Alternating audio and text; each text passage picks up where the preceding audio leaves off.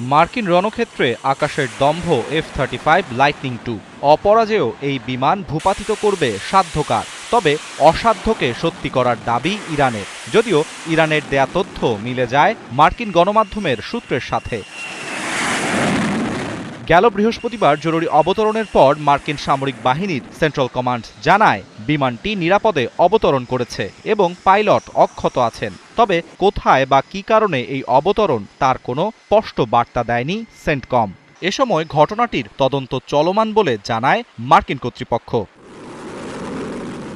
একই সময়ে ইরানের ইসলামিক রেভলিউশনারি গার্ড কোর IRGCর দাবি তারা একটি মার্কিন যুদ্ধবিমানকে লক্ষ্যবস্তু করেছে। যুক্তরাষ্ট্রের প্রতিরক্ষা বিষয়ক সাময়িকী এয়ার অ্যান্ড স্পেস ফোর্সেস ম্যাগাজিনের প্রতিবেদনে বলা হয়, পাইলট ক্ষেপণাস্ত্রের ধ্বংসাবশেষে আহত হন এবং বিমানটি ভূমি থেকে ছোড়া গোলার আঘাতে ক্ষতিগ্রস্ত হয়। এদিকে ইরানের তাসনিম নিউজ এজেন্সি একটি ভিডিও প্রকাশ করেছে, যেখানে দাবি করা হয় তেহরানের আকাশ প্রতিরক্ষা ব্যবস্থা একটি মার্কিন F-35-এ আঘাত হেনেছে।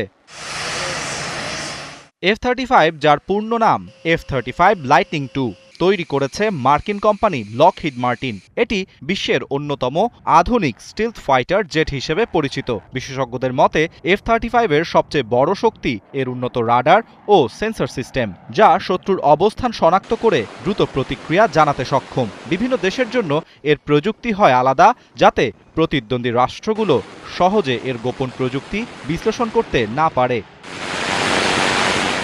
মার্কিন প্রতিরক্ষা বিশ্লেষকদের মতে ইরানের দাবি সত্যি হলে তা একটি বড় পরিবর্তনের ইঙ্গিত দেবে।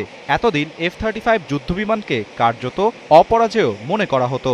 বিশেষজ্ঞদের ভাষায় এটি প্রমাণ করতে পারে উন্নত আকাশ প্রতিরক্ষা ব্যবস্থার সামনে গর্বের F-35ও সম্পূর্ণ নিরাপদ নয়। যদি F-35 আসলেই হামলার শিকার হয়, তবে এটি শুধু একটি সামরিক ঘটনার মধ্যে সীমাবদ্ধ থাকবে না, বরং আধুনিক যুদ্ধ প্রযুক্তির সক্ষমতা নিয়ে নতুন করে প্রশ্ন উঠবে বিশ্বজুড়ে, এমনটাই মনে করেন বিশ্লেষকরা। আরাফাত ইসলাম, ৭১।